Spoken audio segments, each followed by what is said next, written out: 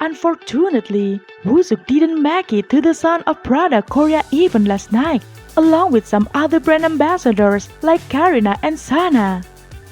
Wooseok had confirmed his attendance beforehand. However, it turns out they cancelled his appearance because he couldn't get out of the car due to the large crowd, and there was even an accident between a bus and a BMW. The local police arrived on the scene and instructed the organizer to immediately stop the event.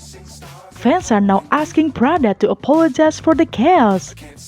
On the bright side, Wooseok posted a video showing he crafted his Instagram story and he really used the tennis tags.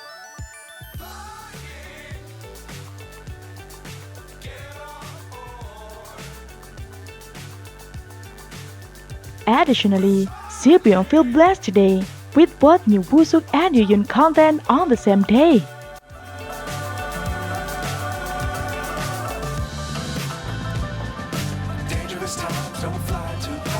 예디아미 예디아 양이 예디아미